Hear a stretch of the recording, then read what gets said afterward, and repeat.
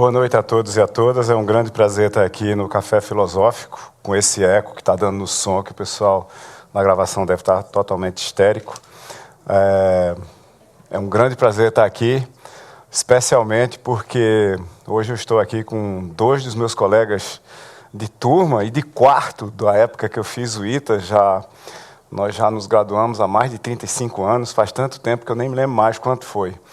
Mas até porque na idade mais ou menos provecta que a gente já está, a gente já começa a esquecer mesmo das coisas. Ficamos num embate infinito entre dois grandes médicos, né, Parkinson e Alzheimer.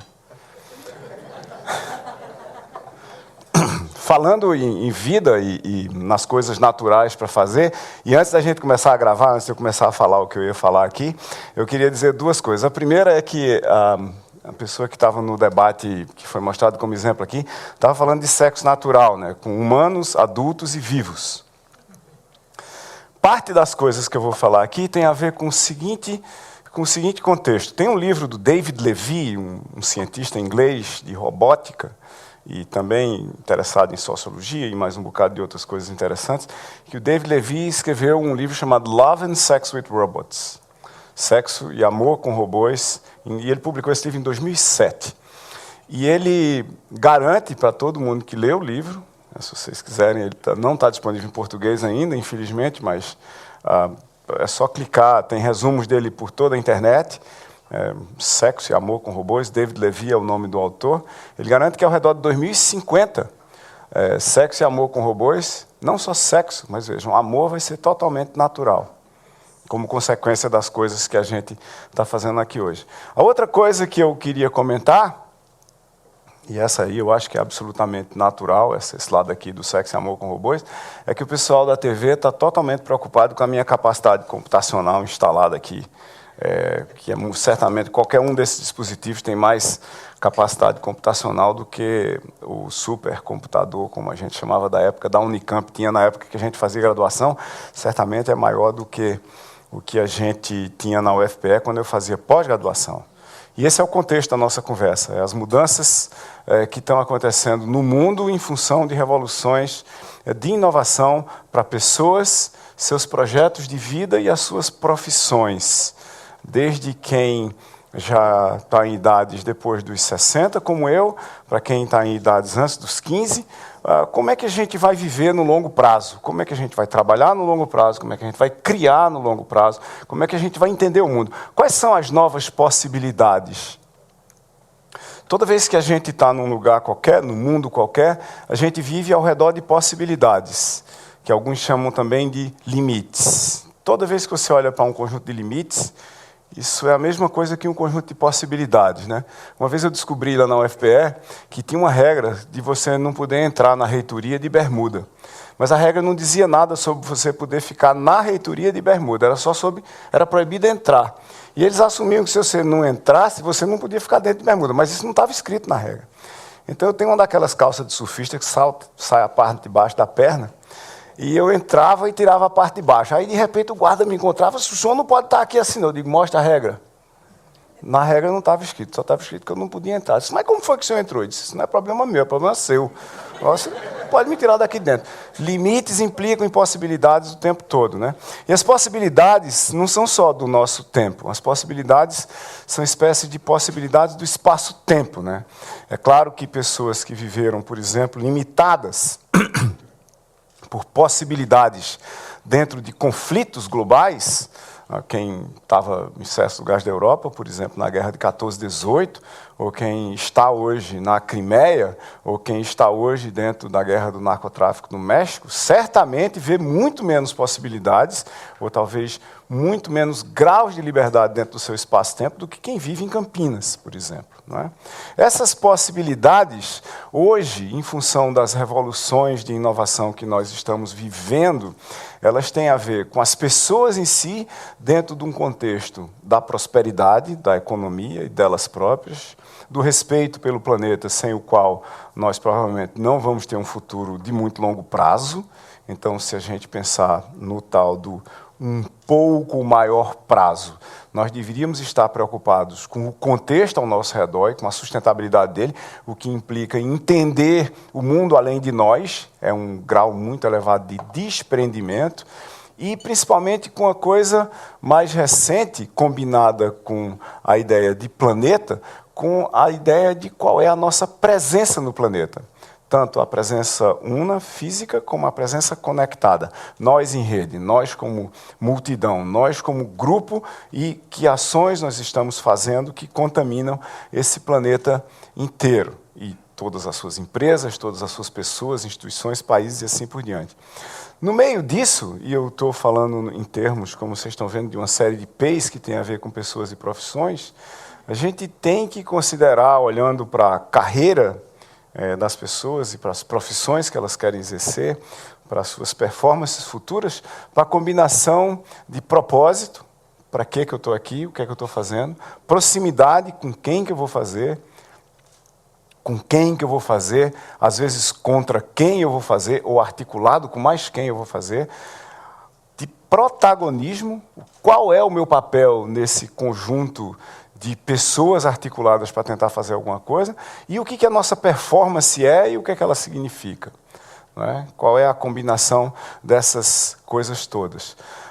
Pessoas, performances, proximidade e propósito não tem nada a ver, na minha opinião, por outro lado, com o passado. Não tem quase nada a ver com o passado. Para mim, o futuro vem do futuro.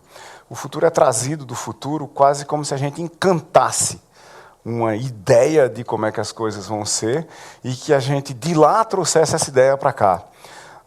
O Klaus Otto Scharmer, ele tem uma teoria chamada teoria U, né, que como é que a gente entende o mundo, percebendo os pequenos encantamentos das coisas que estão para acontecer. E transformando esses pequenos encantamentos em realidade, e a partir dessas pequenas realidades, construindo as infraestruturas para fazer o futuro realmente acontecer, que eu traduzo mais ou menos da seguinte forma. O futuro é um conjunto de escadarias que vem de lá mesmo, do futuro para o presente. E que a cada passo, a cada degrau da escadaria que a gente está no presente agora, a gente tem que reunir e articular forças, conhecimento, competências e energia para dar um salto para uma dessas possíveis escadas, dessas escadarias. Aquela para a qual a gente salta com energia suficiente, o batente que estava pendurado do futuro para o presente, ele se encanta, ele se torna real. E esse é o nosso próximo passo. O problema é que quando a gente chega lá, depois de correr todos os riscos de dar esses saltos, a gente continua contando a história linearmente. A gente não diz quem foi que se perdeu. A gente não diz quantas vezes a gente errou. A gente não diz quantas vezes a gente tentou. A gente não diz o que era que faltava fazer para ter dado certo. A gente simplesmente conta a história linear e aí todo mundo acha que ir para o futuro é trivial, que você pode fazer de uma forma simples. Mas não é. A segunda coisa, ou o segundo P que está fora dessa conversa de pessoas e propósito e profissões, é você planejar demais a sua vida.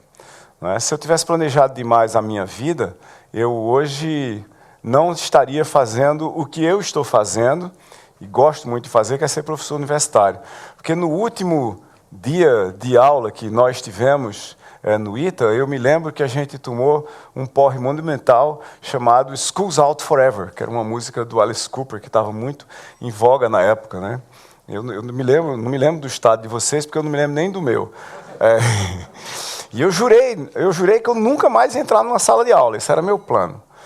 Se eu tivesse sido fiel a esse plano, 3 meses depois de me formar, eu não estaria fazendo pós-graduação em informática e não teria continuado num doutorado, depois não teria entrado na universidade, não teria me tornado professor titular, não teria orientado mais de 150 teses de mestrado e doutorado de alunos de pós-graduação nos últimos 25 anos. Então, planejar muito o que é que você vai fazer do ponto de vista da sua profissão e do seu futuro é uma coisa que lhe leva a encruzilhadas difíceis de serem transpostas, quando não a becos sem saída reais que você não tem como escapar normalmente. E a última coisa que eu acho que está fora do contexto, além de passado, de vir do passado para o futuro pela via do presente, né, e de planejamento, que está fora do contexto da gente efetivamente lidar com profissões e o futuro delas, é você ir atrás de poder, que é um perigosíssimo, né? Você trabalhar para ter poder, você se estruturar para ter poder, buscar o poder como fim e não como meio para, na maioria das vezes, mudar o mundo, né? Quando a gente olha para como o mundo funciona hoje, é cada vez mais fácil de ver que nós dependemos de proximidade, se não física, virtual, com outras pessoas, com outros agentes, com outras instituições, para realizar coisas. Nós não conseguimos mais fazer a maioria das coisas que a gente fazia no passado sozinho. O mundo está se tornando um mundo em rede. O Augusto de Franco vai falar sobre isso aqui sexta-feira. Isso vai ser uma conversa extremamente interessante, que vai interligar os indivíduos, os seus papéis, o seu protagonismo, com as redes nas quais nós vivemos cada vez mais intensamente, até porque elas invadiram as nossas vidas, né? Eu espero que nenhum de vocês tenha desligado seus smartphones, que alguns de vocês estejam fazendo um Vine para botar em algum lugar como resultado dessa nossa conversa aqui, porque as nossas performances estão cada vez mais interligadas. Faz sentido botar essas coisas no silencioso. 95% de todos os smartphones do Japão estão no silencioso, mas eles não estão desligados. Isso não acontece mais. Todo mundo está online. As nossas performances estão online. Mas não é porque elas estão online, pelo simples fato de elas estarem online, que elas acontecem. É porque nós precisamos efetivamente articulá-las de uma forma tal que um propósito comum a um grupo de pessoas façam essas performances acontecerem. Performances acontecem por causa de propósitos articulados em redes. E cada vez mais, performance vai significar resolver problemas.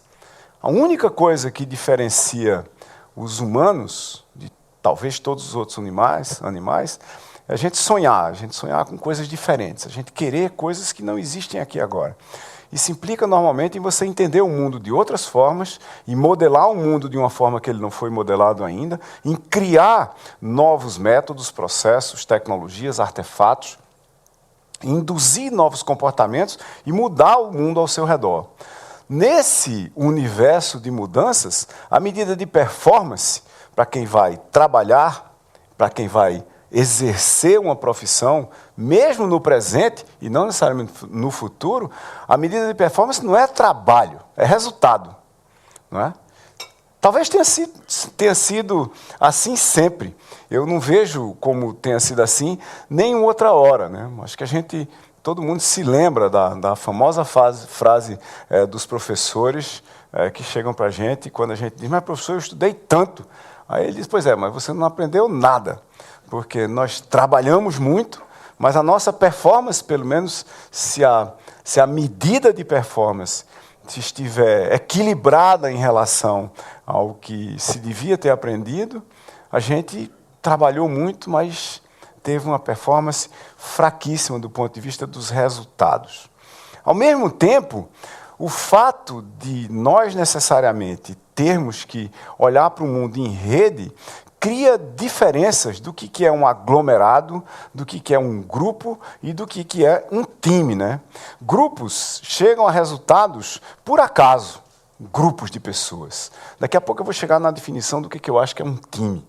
Grupos chegam a resultados por acaso. Multidões e aglomerados chegam a resultados por acaso.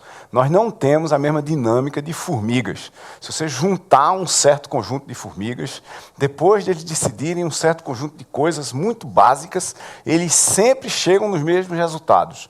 Nós somos muito mais sofisticados do que formigas, ou mesmo do que outros mamíferos, e precisamos articular muito mais. Nós precisamos chegar a resultados, ou nós só chegamos a resultados por construção. E times são construídos para chegar a resultados. Essa é a grande diferença, talvez, entre times e grupos. E, como eu disse, eu vou dar uma definição de time já, mas a gente precisa andar um pouco mais para primeiro descobrir o que é um time. Um time é um universo coletivo, tá certo? Que vive, se articula colaborativamente e que tem um conjunto de processos de coordenação. São 3 Cs. Uma coletividade, que não está brigando entre si, ela colabora, e, de alguma forma, ela é coordenada, ela é articulada, pode ser, talvez, por um propósito. Pode nem precisar de um coordenador, ela pode ser autogerida.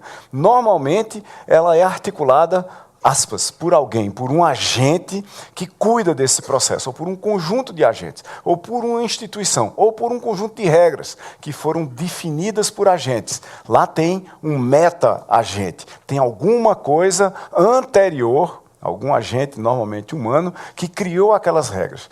Tem um desenho. Esse tipo de desenho, de descrever, de escrever, de estabelecer como é que as coisas vão ser, como é que elas vão funcionar, é o que, para mim, é a tradução mais apropriada da palavra em inglês design. Design não é você fazer uma caixa nova, não é você fazer a feição externa de um carro, de uma casa, muito menos de um produto, ou de um website, ou de uma aplicação para rodar no seu smartphone. Design é desenhar conhecimento. Conhecimento na forma, na maioria das vezes, de processos e métodos que articulam performances comunitárias.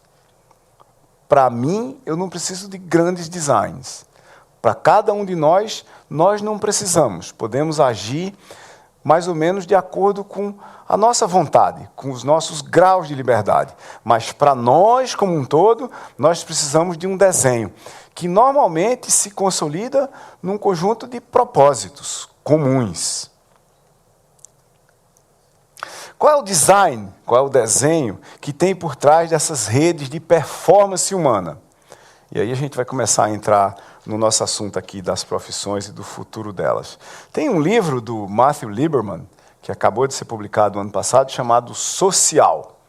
E esse livro do Matthew Lieberman é muito interessante porque ele, de uma certa forma, põe à prova um conjunto de conceitos bastante antigos em sociologia, em psicologia, em entendimento das pessoas, que é a noção de que, primeiro, a gente precisa resolver as nossas necessidades físicas. Os humanos, primeiro, resolvem as essências físicas. O que é que eu preciso fisicamente para sobreviver?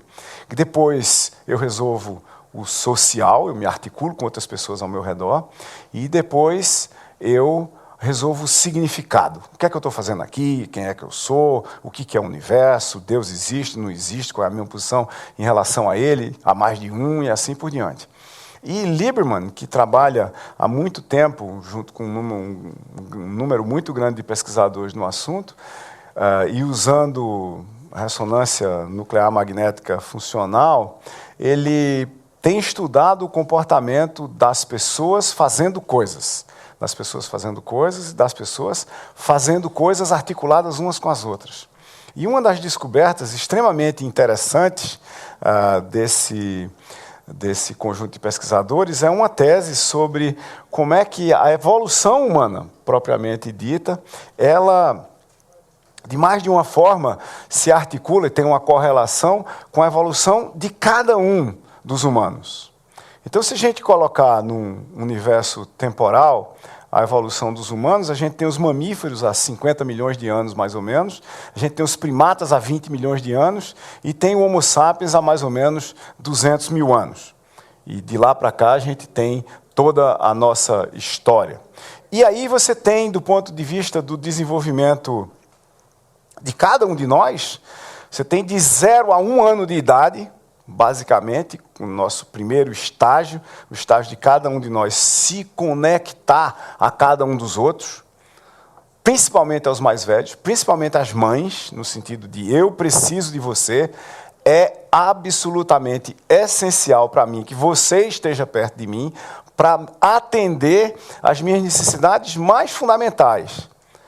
Ao redor de 2 até 4, às vezes até mais anos de idade, tem um processo de interpretação do mundo que começa a acontecer com cada humano, que é eu entendo, ou eu estou tentando entender, e eu consigo prever o comportamento de vocês.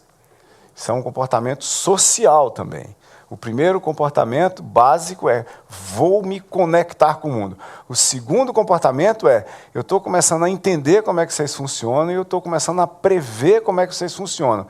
E, por fim, é um comportamento de eu me harmonizar com o grupo, de ser influenciado com esse grupo para poder influenciá-lo. A cada um dos estágios de desenvolvimento dos mamíferos, de mamíferos, primatas e humanos, em dezenas de milhões de anos, corresponde exatamente a mesma coisa do desenvolvimento de cada humano, do ponto de vista de conectar, interpretar e se harmonizar com o mundo ao seu redor. O que essa tese, no fim, quer dizer?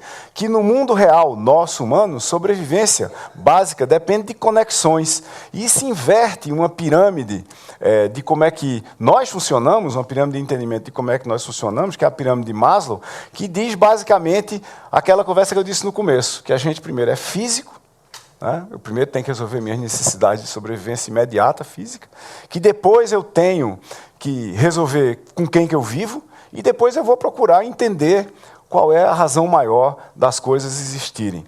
E a tese de Lieberman é que essa pirâmide de Maslow precisa ser invertida nos dois níveis mais fundamentais. Que primeiro que a gente resolve primeiro o social e que depois a gente resolve o físico, porque conseguiu resolver o social, e depois a gente resolve os significados. O livro de Lieberman, Social, não está traduzido ainda para o português, mas ele tem todos os dados dessa história, fazendo experimentos com todos os tipos de mamíferos, e é extremamente interessante. E lá tem um outro dado muito importante para a nossa discussão aqui, e para a gente entender ou não, né, ou entender por que eles não funcionam em certas horas, os processos que nos preparam para sermos profissionais. É que até 10 mil anos, usando os dados que a ciência tem hoje, cada um de nós tem cerca de 10 mil horas investidas em socialização, ou direta, tentando se conectar com os outros, ou indiretamente. Indiretamente, porque quando não está fazendo absolutamente nada, o cérebro entra no modo social. Tem testes que mostram hoje que se você entregar um problema para um humano qualquer resolver, na hora que ele parar de resolver esse problema, ele fica imaginando como é que outras pessoas resolveriam esse problema, o que o outro cara que não tem nada a ver com o problema está fazendo, o que uma pessoa que ele gosta ou não gosta está fazendo ou fez, quais são as consequências do que essa pessoa faz ou não vai ter para ele no futuro, ou vai ter para a comunidade da qual ele participa no futuro, e assim por diante. Então, o cérebro roda no modo social, e a rede neural de aprendizado, ou seja, os nossos neurônios que aprendem, ela tem uma articulação fundamental com a nossa rede social. Se a gente casa os dois sistemas, a gente provavelmente podia magnificar o que a gente vai aprender e como a gente vai aprender a usar o que a gente vai aprender de uma forma muito mais radical do que simplesmente aprendendo do ponto de vista cognitivo como a gente está acostumado. Tá certo? Se a gente fizer um mapeamento da inteligência, né, e hoje a gente pode quase que dizer que profissões igual a inteligência treinada sendo aplicada na prática para fazer alguma coisa, inteligência educada sendo aplicada no mercado, no universo ou fora do mercado, mercado aqui não significa necessariamente que você está sendo remunerado para isso, nós já sabemos há muito tempo que a inteligência não é uma coisa puramente cognitiva, no sentido de você aprender o que é uma integral dupla ou como é que você extrai uma raiz cúbica. Existe uma inteligência emocional, todos nós sabemos disso. Existe inteligência social, que normalmente a gente bota até como parte da inteligência emocional. Se a gente refinar isso, tem uma inteligência cognitiva, a inteligência da gente aprender e explicar o mundo, que é explícita, da gente aprender explicitamente como é que um gráfico funciona, como é que a gente muda o gráfico, se a gente mudar termos de uma equação, e tem o aprendizado implícito, de eu olhar para padrões e internamente, sem uma experiência cognitiva explícita, sem um aprendizado clássico, a gente podia dizer, a gente entender como é que aquela coisa dali é similar uma a outra, sem que a gente tenha que se preocupar com a formação do conhecimento determinístico, claro, na nossa frente. E tem a inteligência emocional, botando toda uma outra categoria aí, que junta a inteligência pessoal, nós com nós próprios, nós com os outros, nós do ponto de vista existencial. Tem a inteligência social, nós e o mundo ao redor, que inclui os processos de relacionamento com a natureza e com os outros animais. Esse processo pode ou não pode ser, dependendo de quem nós somos, antropocêntricos, ele pode ser centrado em nós, para nós, mas pode ser de nós para o mundo. E tem o que se chama da inteligência relacional, que inclui os processos de tomadas de decisão. Por que eu estou falando tudo isso aqui? Porque, do ponto de vista do que a gente devia ter que aprender para exercer alguma profissão no futuro, qualquer que fosse, e, obviamente, eu não sou especialista em todas as profissões e não vou correr o risco aqui de, olhando para o meu passado e para os passados que a gente tem à mão hoje, fazer planos para vocês de quais são as profissões interessantes para o futuro. É muito mais interessante a gente discutir quais são os traços de conhecimento, quais são os traços de usos, quais são os traços de participação, de presença, quais são os propósitos que vão criar as competências que vão nos tornar úteis para nós próprios no futuro como profissionais e funcionais dentro de sistemas que vão fazer com que nós entreguemos algum valor para a humanidade ao nosso redor. Não precisa, de novo, ser um valor remunerado. Pode ser amor em estado puro, por exemplo, sem nenhum retorno. Mas o que acontece, e como é que eu vejo o mundo, e a partir, inclusive, de um estudo recente, que foi publicado há poucos meses.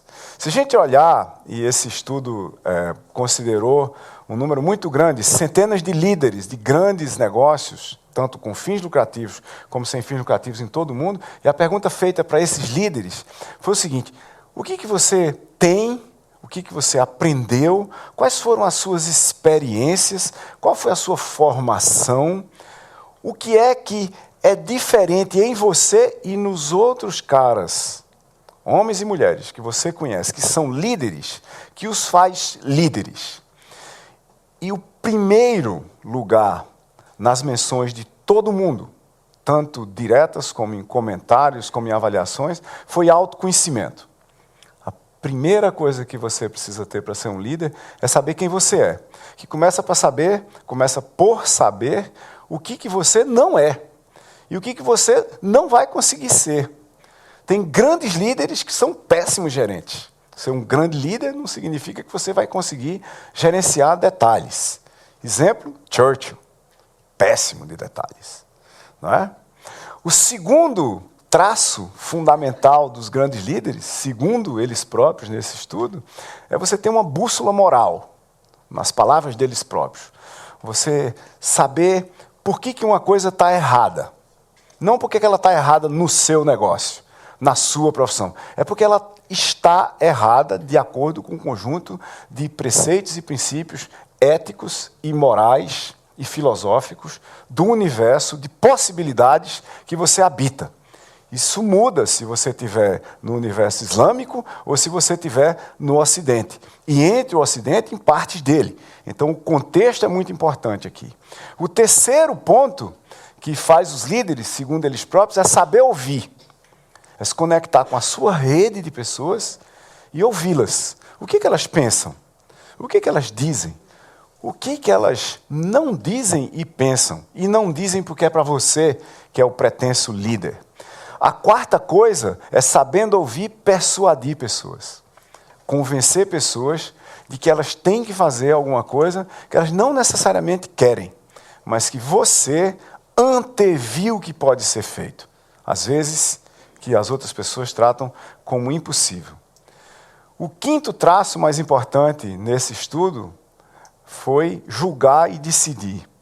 Chegar a um ponto onde você precisa olhar para as várias possibilidades, decidir por uma e, finalmente, sair para fazer essa uma. Tenacidade.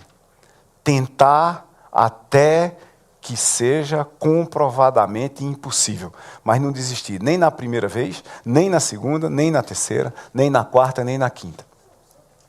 Quando a gente olha para esse contexto, aonde que nessa história de autoconhecimento, ouvir, persuadir, ter uma bússola moral, julgar e decidir e ser tenaz, tentar muito, errar muito, aprender muito no processo de fazer. Aonde é que está a inteligência clássica?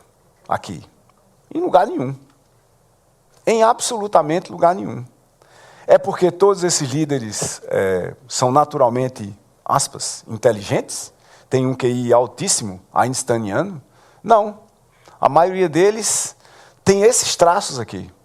Não tem aquela característica da inteligência clássica que nós tanto admiramos sem saber exatamente o que é.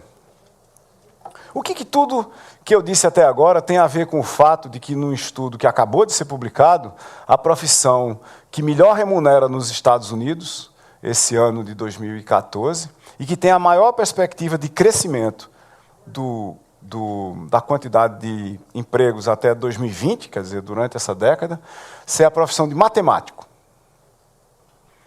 Tá certo? Do fato, por exemplo, do 7º lugar ser a minha profissão, engenharia de software. 6º lugar, ser a minha profissão aqui, engenharia de software. Entre as mais pagas, as mais bem pagas, entre as que mais satisfazem e entre as que têm a melhor perspectiva de crescimento. Cerca de 25% daqui até o fim da década, do ponto de vista de quantidade e qualidade de empregos.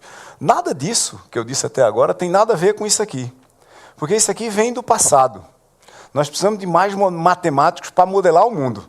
Nós precisamos de mais engenheiros de software para escrever o mundo, porque nós estamos vivendo uma revolução de inovação, uma revolução de inovações, desde a década de 50, que tem a ver com uma revolução de eletrônica, sobre a qual se construiu uma revolução de software, sobre a qual se construiu uma revolução de redes, em cima da qual nós estamos construindo sistemas em rede que rodam dentro dessas coisas aqui. Isso aqui é uma espécie de um browser, um instrumento da gente ver o mundo que não está rodando aqui.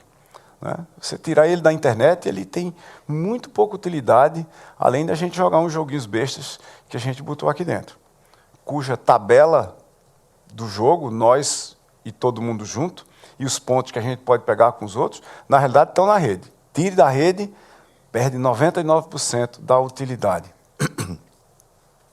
Se a gente olhar para, independentemente de qualquer um de vocês decidir que vai fazer, por exemplo, matemática, porque é a profissão mais bem paga dos Estados Unidos no momento, ou engenharia de software, que é a minha, ou engenharia mecânica, ou engenharia eletrônica, ou engenharia nuclear, ou medicina, que é uma das profissões que mais satisfaz no mundo inteiro.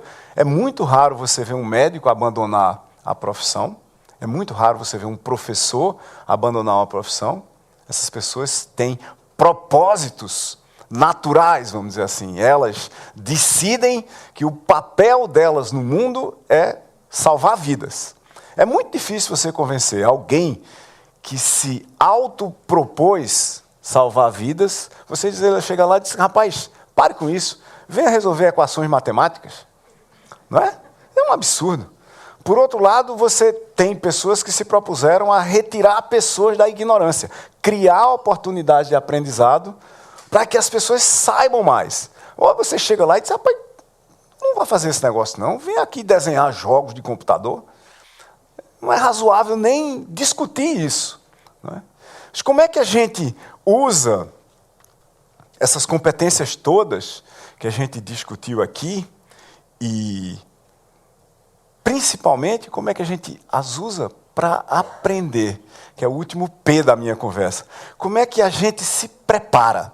Como é que pessoas que têm propósitos, que querem ser protagonistas em proximidade com outras pessoas, num planeta que precisa ser respeitado, independentemente da nossa presença. Como é que a gente se prepara? Aí é onde entram os processos de aprendizado e de cultura amplos e dispersos na sociedade, em todos os seus recantos. Toda vez que alguém me pergunta, depois de tanto tempo na universidade, eu estou na universidade, sou professor universitário há 36 anos, é uma vida inteira, e eu já ensinava antes, então eu sou professor há mais de 40 anos. Toda vez que alguém me pergunta qual é a melhor coisa que você tem para aprender agora, ou tem que aprender agora, eu normalmente respondo, principalmente depois que eu fiquei mais velho, qualquer uma, desde que você aprenda bem e goste disso. Seja lá o que for. Você aprenda a fazer pão francês. Mas aprenda mesmo. Entenda, por exemplo, a bioquímica do pão. Uma coisa é você fazer pão. A outra coisa é você entender a bioquímica dele. Se você entender a bioquímica do pão, você vai acabar entendendo a história do pão também. A história dos pães, e não só do pão francês.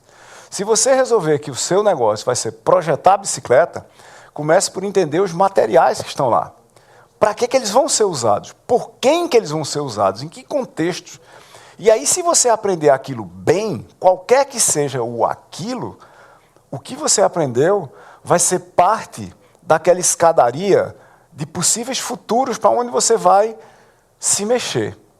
Porque se você aprender o pão do ponto de vista da bioquímica do pão, além, obviamente, do mercado do pão, dos fornecedores do pão, da cadeia de valor para trás, né, como a gente chama. Quem que fornece tudo o que você precisa para você fazer o melhor pão do mundo, pelo menos de acordo com a sua vizinhança.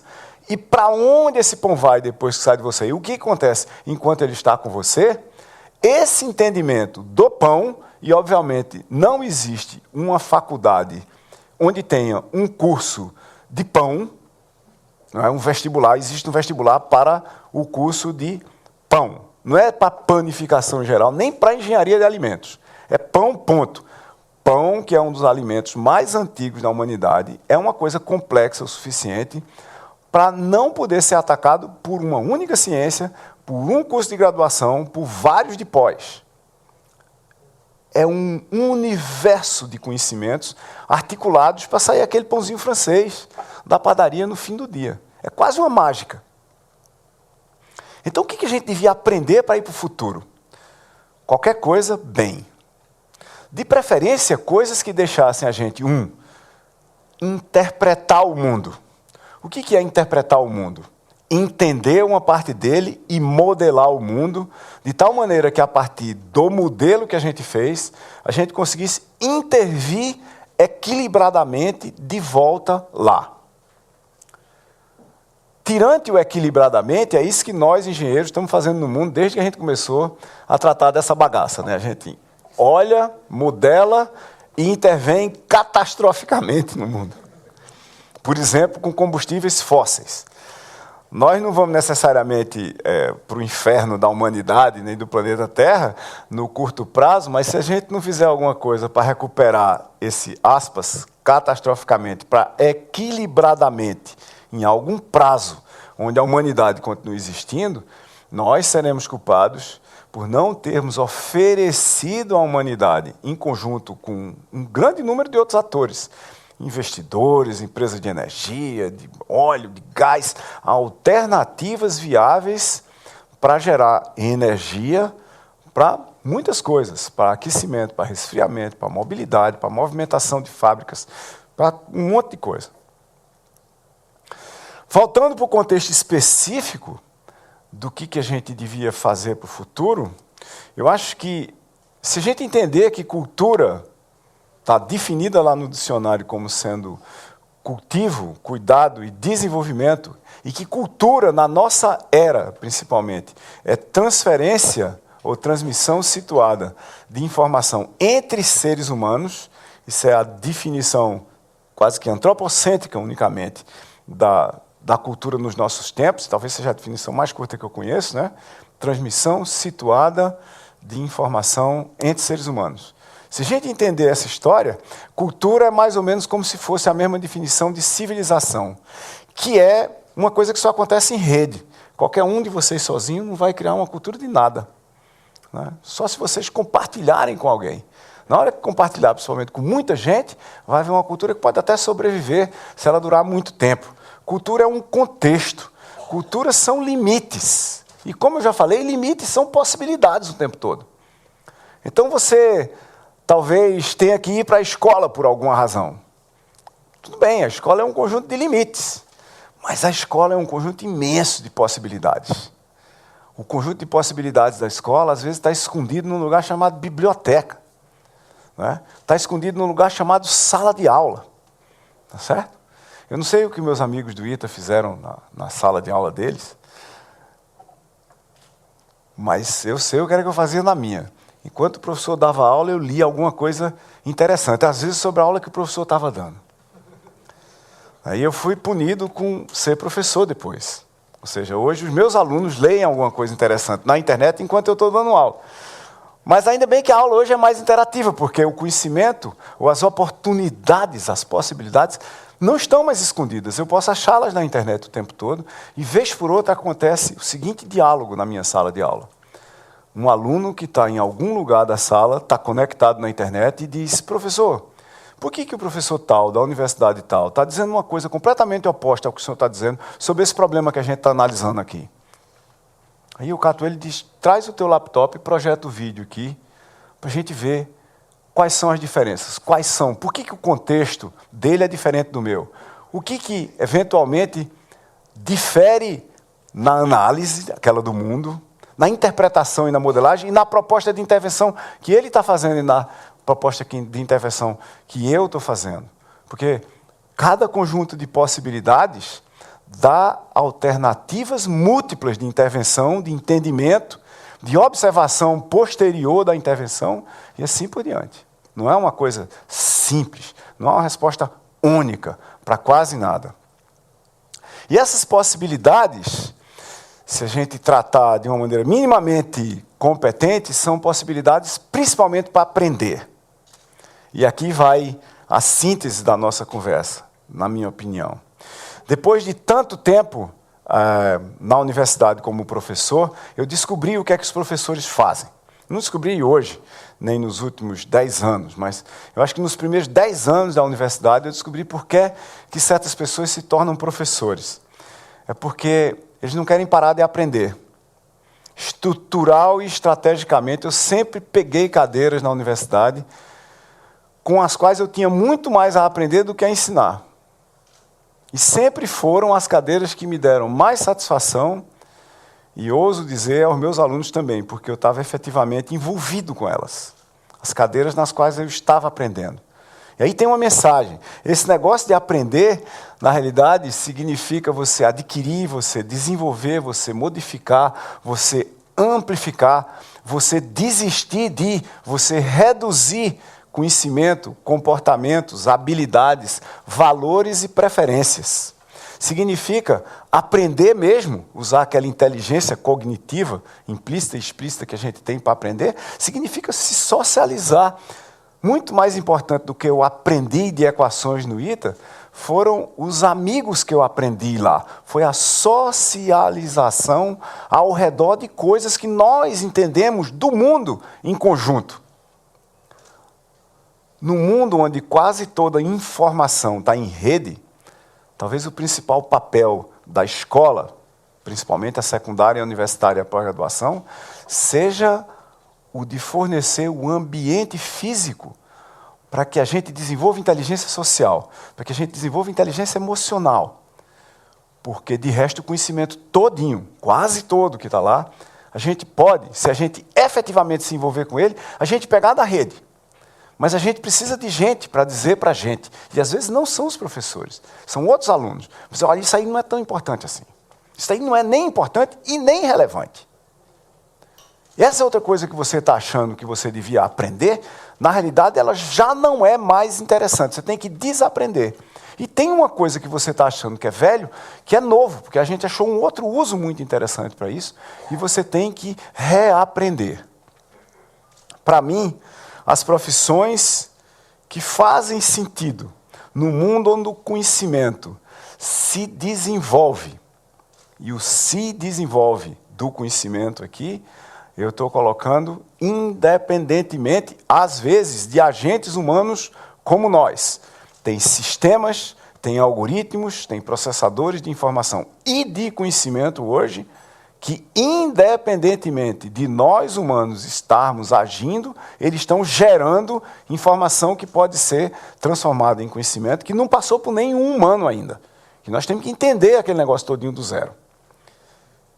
Independentemente do que nós estejamos pensando em fazer como trabalho, como profissão, eu acho que vão dar certo na sua própria medida, de quão relevante foi o trabalho que fizeram, foram as profissões que escolheram, no mundo onde o conhecimento está crescendo em velocidade exponencial, as pessoas que tratarem as suas profissões, quaisquer que sejam, como grandes oportunidades aceleradas de aprendizado na teoria e na prática, como processos de tentar, errar e aprender dinamicamente, no tempo dos acontecimentos.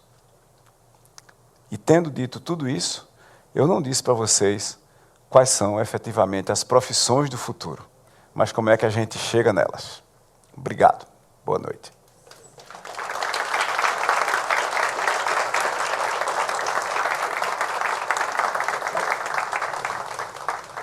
Obrigado, Silvio Meira. Foi realmente extremamente generoso, vocês não acham?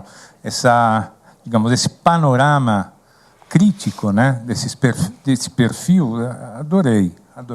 O autoconhecimento, em primeiro lugar, bússola moral e saber ouvir. Só esses três, né, já são revolucionários. Dão conta de um bocado de coisa. Então, vocês devem tem jovens aqui de escolas, então, temos a internet, tem pessoas que estão estudando ou no início do trabalho, mas vamos começar primeiro com a nossa curadora, a Viviane.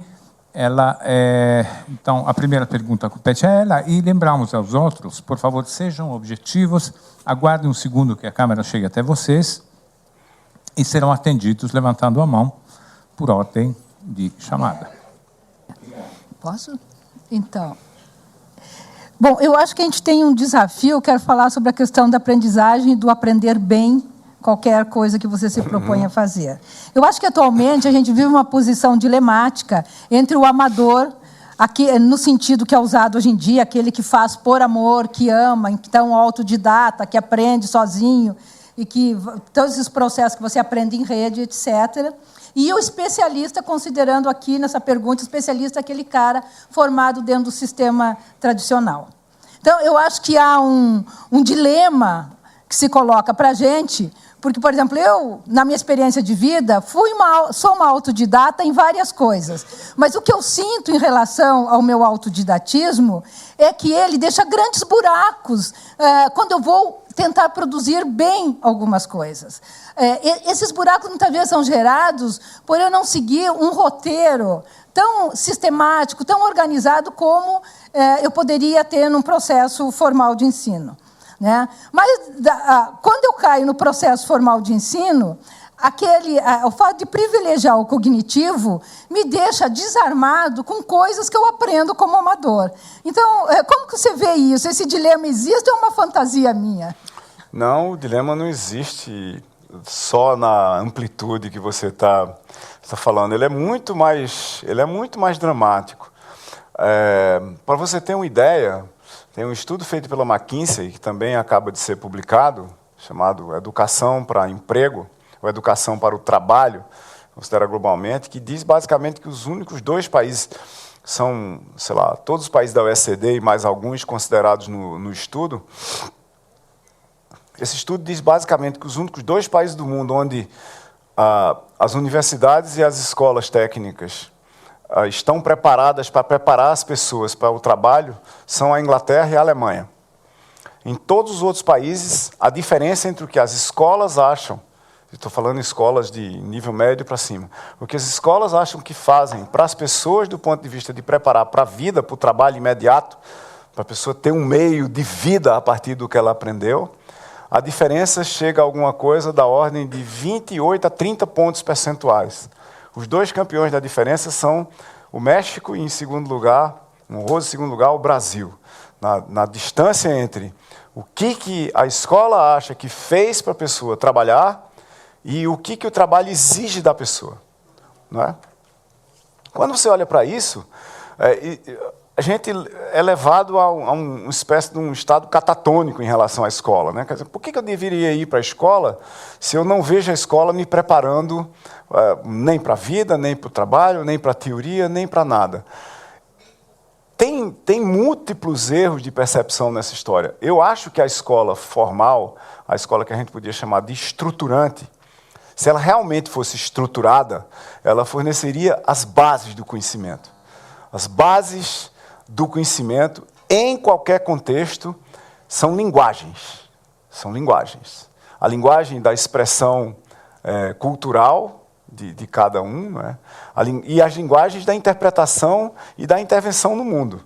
Se você tiver uma boa base, e isso vale para qualquer um, em qualquer área, inclusive para fazer pão, né? De entendimento de mundo, pela via de entender o que é que os outros estão falando, se expressar para o mundo, e uma base firme de matemática e lógica, você faz todo o resto. Eu não consigo ver por que as pessoas não fariam todo o resto. O problema é que nós nos perdemos em dizer o seguinte: as pessoas precisam sair do ensino fundamental sabendo filosofia. Não é? Aí você bate no próximo problema. Vamos aceitar como tese de que um aluno do fundamental maior tenha que aprender princípios de filosofia. Tá certo? Esse é o caso na escola brasileira no momento. Eu tenho um filho nessa idade. Então, na hora que você diz isso, aí você passa para o próximo problema. A gente tem professor de filosofia o suficiente para botar na escola do ensino fundamental. Tá? Aí o que os professores vão dar lá? Aí, quem foi X, quem foi Y e quem foi Z? Aí os meninos vão responder ali quem foi X, quem foi Y e quem foi Z. 6 meses depois, se você perguntar qual é a relação entre o conceito A de X e o conceito B de Y, ninguém sabe. O resultado, a escola não serve para nada, visto por essa ótica, né? Aí, pegue isso e saia levantando o nível e vá ao ponto onde eu vi um dia desse um aluno de pós-graduação reclamando da seguinte prova. Um professor de pós-graduação deu uma prova dizendo: responda a pergunta tal como dada em sala. Numa prova de pós-graduação. Isso é um anátema total, né? Na hora que você vai pegar um aluno de pós-graduação que devia estar procurando novas formas de perguntar como é que o mundo funciona, e em função das perguntas estabelecidas, descobrir novas respostas para perguntas que já foram respondidas de outras formas, respostas talvez mais eficazes, mais eficientes, menor custo, mais fáceis de serem entendidas e assim por diante, aí você mete uma prova de pós-graduação dizendo: responda como dado em sala. Isso é por quê exatamente? Porque você quer que os alunos sejam a sua audiência cativa? É bom lembrar que a escola não está em crise desde hoje, ou desde ontem, ou desde a internet. Vez por outra, alguns de nós, né, alguns dos professores, ou muitos talvez, acham que foi a internet que acabou com a escola. Mas Newton nunca teve ninguém na sala de aula dele. Ele era um pesquisador fantástico, um professor horrível. A gente tem que redefinir como é que a escola funciona. A escola funciona de uma maneira industrial, né? Você faz 2 passes de mágica. Você prende os alunos numa grade curricular, inclusive, em certos casos, na pós-graduação. Literalmente, o nome se chama grade curricular. E depois você tranca eles na sala de aula, fazendo chamada e dizendo que é para eles responderem uma pergunta na pós-graduação como dado em sala. Aí você quer que as pessoas aprendam o quê? Isso é a Universidade Pavlov, certo? Se você responder errado, eu lhe dou um choque. Não vai para lugar nenhum assim. Então, a gente precisa redefinir o que a gente vai fazer. Eu acho que tem perspectivas fantásticas para você, por exemplo, usar robôs para engajar os alunos do ensino fundamental e do médio. Tá certo? De você usar jogos, de você usar redes sociais. As pessoas não passam o tempo todo em redes sociais porque redes sociais apareceram agora, não. É porque nós somos sociais a princípio, como fundamento de vida. Quem descobriu como fazer e fazer bem redes sociais online, pura e simplesmente elevou para um nível abstrato as redes concretas que já existiam no mundo real antes. Então, essa dinâmica não é uma coisa nova. Nós precisamos reentender na escola, se vamos fazer uma escola fabril, uma escola taylorista, né, Taylor Ford, onde você vai botar as pessoas e vai passar seres humanos por dentro do moinho de elicitação e disseminação de conhecimento, vamos fazer isso bem feito. Tá certo? Vamos fazer bem feito. Vamos botar instrutor na sala de aula e vamos botar aulas magnas, dadas por professores que realmente sabem dar aula. Eventualmente até ao vivo. Põe TV de 70 polegadas nas salas, é muito mais barato do que o custo que a gente tem das pessoas não terem professor. Grava tudo, põe na internet, bota as pessoas para interagir, põe um número gigantesco de monitores, põe sistemas inteligentes para fazer isso por trás. Dá para fazer isso hoje.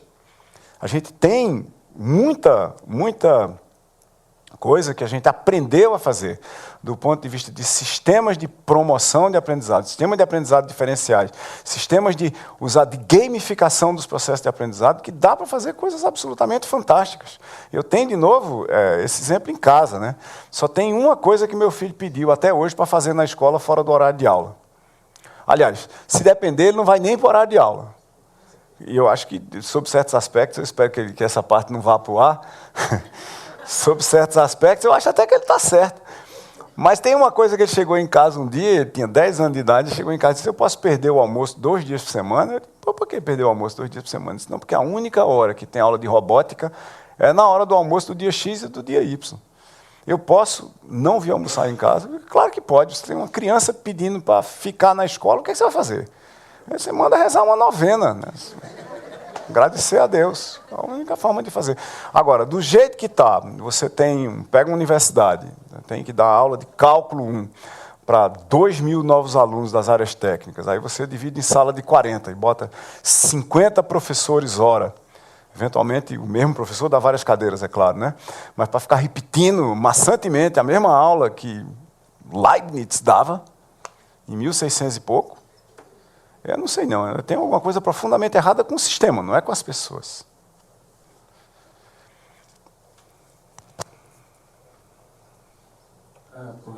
Meu nome é Herculano. Diga uma coisa para mim aqui, parece que a discussão sobre o trabalho às vezes parece que está fora de sintonia. Nós temos uma capacidade potencial de crescimento produtivo, digamos, mais que exponencial, não sei de que ordem. E eu acho que o consumo, tem uns impedimentos aí, mas políticos, normalmente, de ideia nessa área, que impede esse desenvolvimento. Mas, disparado isso, eu acredito que o consumo não vai crescer nessa ordem. A capacidade de produzir, aliás, nos conduz à questão do ócio. Parece que o futuro, nós vamos ter que... Eu não sei que futuro. O futuro daqui 20 anos é uma coisa, daqui 80 anos, provavelmente, nós vamos estar num mundo de muito ócio. Né? E que conduz àquelas mudanças que já foram faladas. A única forma de conciliar o ócio com a sociedade é a socialização dos meios de produção. Né? Então, acho que eu queria que avaliasse isso um pouco. Agora, sobre a escola, me disse, eu gosto muito desse assunto, não seria melhor o indivíduo aprender na área de produção com quem faz? Por que a gente tem que simular tantos ambientes fabris, se eles existem aí em abundância para receber todo mundo? Foi um método tradicional, acompanhar o papai e a mamãe no mato lá e tal. Começando pela sua segunda pergunta, lá no César, que é uma instituição de inovação que eu ajudei a fundar em Recife, é o Centro de Estudos e Sistemas Estratégicos do Recife, tem uma pós-graduação em Engenharia de Software, cujo lema é Aprenda com quem faz. Todos os professores de todas as cadeiras, obrigatoriamente, têm que estar exercendo na prática o que estão ensinando. Eles podem ter o diploma que eles tiverem, mas eles têm que estar fazendo aquilo ali. Você não pode entrar para dar uma aula de uma coisa que você só conhece pela teoria. Isso é a resposta para a segunda pergunta. Sim, dá para fazer e sai muito bem feito, por sinal. A resposta à primeira pergunta é o seguinte: essa teoria geral do ócio, ela inclui um substrato que é o seguinte, é que nós vamos parar de evoluir. Não é? Que nós estamos satisfeitos do jeito que estamos e não precisamos fazer mais muita coisa. Então, como já tem muita coisa por aí e o estado geral do conhecimento da performance humana vai ficar como está, aí a gente vai entregar tudo para sistemas e nós vamos fazer mais nada. No sentido de, não é mais nada, nunca mais vamos fazer nada, vamos fazer mais nada. Né? Essa é a teoria geral do ócio. Eu acho que ela está totalmente errada. Tá certo? Se você olhar para o horizonte de onde a gente veio e jogar para frente, por exemplo, centenas de milhares de anos, tem muita coisa para fazer. Por exemplo, em centenas de milhões de anos, a gente tem que descobrir como sair da Terra. Tá certo? Mas tem que descobrir mesmo, não tem como. A gente vive ao redor de uma estrela que vai mudar completamente o comportamento dela nos próximos 200, 300, 500 milhões de anos. A estimativa é que daqui a 500 milhões de anos a temperatura da superfície da Terra não vai permitir água em estado líquido, só gasoso. Isso significa que vida, como a gente entende, não vai ter aqui. Então é melhor a gente se picar desse negócio aqui rápido. Tá certo? Rápido significa o quê? A gente deve ter negócio de 100 a 200 milhões de anos. Como é que a gente vai sair daqui em 100 a 200 milhões de anos? Tem muita coisa para fazer até lá. Não tem nenhuma tecnologia não tem nenhuma tecnologia, nem para a gente identificar no momento um lugar para a gente ir que a gente não tem um time lag de 500 mil anos-luz. Por exemplo, agora apareceu esse planeta que dizem que é o mais parecido com a Terra de todos os que já foram achados, tá certo? Ele fica a 500 mil anos-luz daqui, ou seja, a gente acabou de ver, mas a imagem que a gente tem dele é de 500 mil anos-luz atrás. Ele pode ter explodido. E a gente vai saber daqui a quem, a gente vai chegar lá e dizer, cadê a bagaça que estava aqui? Não tem nada. Então, o problema de sustentabilidade, o problema de sustentabilidade do planeta Terra está resolvido. Ele não é sustentável, ele vai ser engolido pelo Sol. Esse a gente pode virar a página, tá certo? A gente quer que ele seja sustentável agora, enquanto a gente está aqui. Agora, dentro de centenas de milhões de anos, a gente tem que sair daqui. E aí tem uma galera que está querendo descansar, está querendo fazer, né?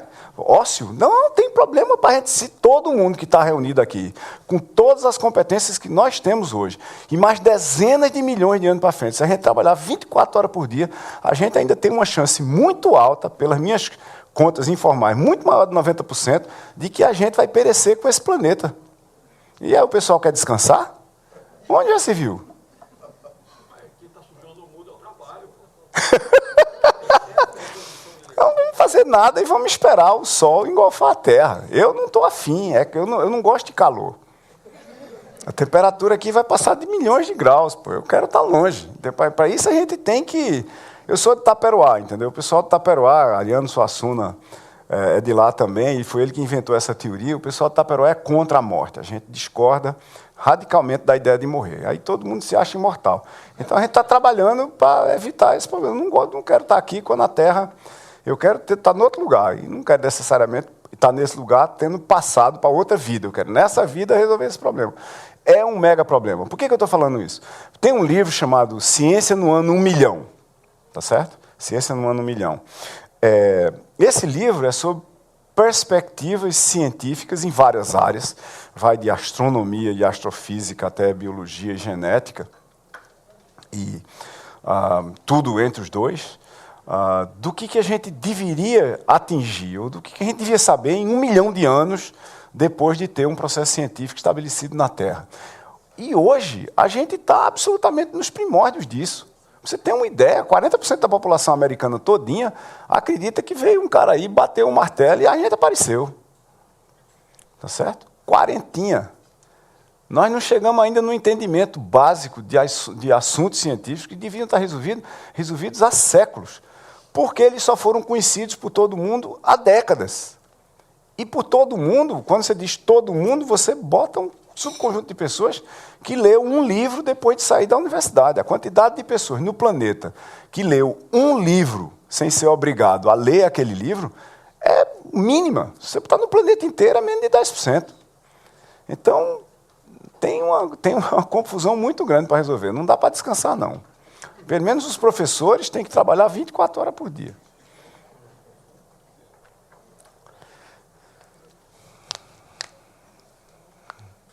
Silvio, Viviane Junqueira, eu sou antropóloga e também praticante budista. Uma coisa que a gente tem observado, eu também tenho filhos e sobrinhos, né, em faixas de adolescentes, é que o mundo tem ficado cada vez mais complexo, né? Eu moro numa cidade de 5.000 habitantes, mas esses dias eu estive em São Paulo e peguei o metrô das 6 horas da tarde, assim, e chorei naquele ambiente absolutamente caótico e cheio. E o que a gente tem observado é que, nesse mundo complexo, o que tem acontecido é que as relações humanas elas têm se degringolado cada vez mais, né? Tem acontecido um processo que a gente chama de degenerescência das relações. Em que medida essas novas profissões, essas novas dimensões de educação que envolvem tecnologias, abordagens tecnológicas, novas inovações, como é que elas podem pensar em construir, em trazer essa dimensão mais humana para aprimorar um pouco dessas relações e que a gente possa compreender melhor essa complexidade desse mundo? Olha, essa é uma excelente pergunta. Veja, e ela tem uma resposta direta vindo de alguém de tecnologia, né? A resposta direta vindo de tecnologia é o seguinte: tecnologia não tem caráter. Ela não serve para nada em especial. É a velha história da faca, né? Você pode usar a faca para fazer sashimi, você pode fazer a faca para cortar legume, para matar pessoas.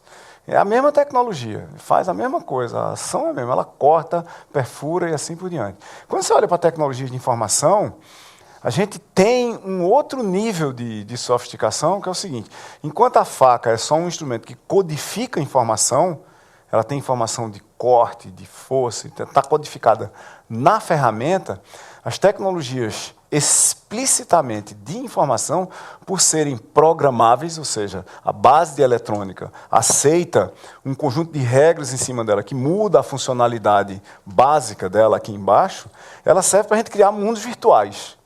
Né? Então, hardware mais software igual mundos virtuais. E que tipo de mundos virtuais? WhatsApp, tá certo? Está aqui. Passa o dedo aqui, está aqui. Já está aqui dentro. Está aqui o WhatsApp. Quem vive aqui dentro do WhatsApp? Todos os meus grupos de alunos, todos os meus colegas de trabalho, minha família todinha. Então, eu estou aqui, por exemplo, está aqui a minha mulher perguntando o que é que eu estou fazendo aqui agora, tá certo? Cadê? Já acabou? Então, mulher esperta. Então, o que acontece?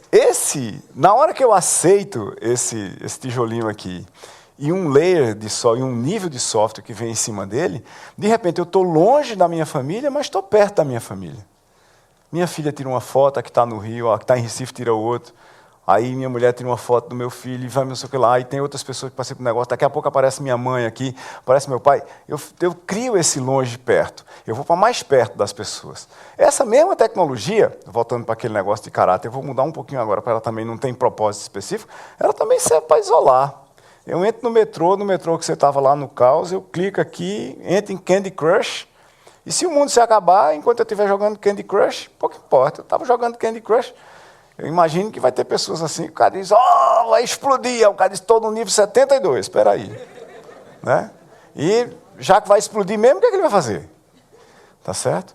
Então tem uma dinâmica associada à tecnologia, que é a dinâmica dela própria depois que a gente entrega para as pessoas usarem. Ao mesmo tempo, veja, tecnologia é quase o que define a humanidade. Quase define a humanidade. Desde que a gente dominou o fogo, a gente pegou a tecnologia para, vou aquecer, vou queimar, vou torrar, vou espantar com fogo, né? De lá para cá, o que a gente vem fazendo? A gente vem mudando como é que a tecnologia modifica o mundo, como é que nos afeta e como é que, por exemplo, quer ver uma coisa interessante? Eu e você vemos. Tecnologia purinha. Por causa desse negócio aqui, muita gente foi posta na fogueira.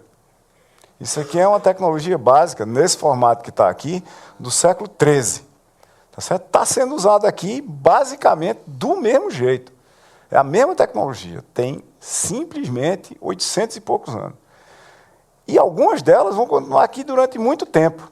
Agora, imagine o seguinte, vamos fazer a seguinte simulação. Vamos imaginar que oferecessem para mim e para você, daqui a 50 anos, a seguinte e outra tecnologia. Apareceu aí uma empresa, né, que não é a que fabrica esse negócio aqui, é uma outra qualquer, pode até ser ela, que tem olhos artificiais. Certo? Você é míope de quantos graus? Mas você usa óculos por quê? Porque acha legal. Não, imagine que eu tenho uma pessoa míope aqui, tem vários míopes aqui. Eu tenho 13 graus nesse olho aqui, certo? Tá certo? Eu tenho 13 graus aqui. Aí se você chegasse e dissesse, aqui, tem um olho artificial aqui que você pode trocar e botar no seu. A gente descobriu como é que a gente funde esse olho artificial, e ele é sustentável, ele pega a energia do corpo, e o problema atual, eu acho que o maior problema do olho artificial vai ser como é que você funde ele, e nós estamos quase chegando lá com nervo óptico, tá certo? Aí se alguém chegasse para mim agora e dissesse, cara, tem um aqui, você quer pilotar esse olho, eu ia ficar olhando para ele assim e dizer, não, cara, eu tenho 13 graus de miopia, quando eu tiro o óculos eu não vejo nada, mas esse olho aí, sei não, pô. Aí ele ia dizer para mim, rapaz, mas esse negócio tem visão infravermelho, ultravioleta e está conectado à internet. Pronto, eu já ia tirar meu olho na mesma hora. Veja que o problema é a oferta. Se o cara for me dar um negócio muito pior do que eu tenho, do ponto de vista da combinação de benefícios e custos, isso é que é tecnologia o tempo todo, né? Combinação de benefícios e custos. Tem muita gente, você mora numa cidade bem pequena, você falou, tem muita gente que diz, eu acho São Paulo o fim do mundo. Aí, de repente, eu pergunto, tu estava onde? Disse, não, eu estava em São Paulo. Disse, por quê? Disse, tem a melhor seleção de restaurante do Brasil. o aglomerado que São Paulo cria as condições econômicas e sociais para a existência de coisas que só tem em São Paulo. Então, benefícios versus custos. Para a tecnologia é a mesma coisa.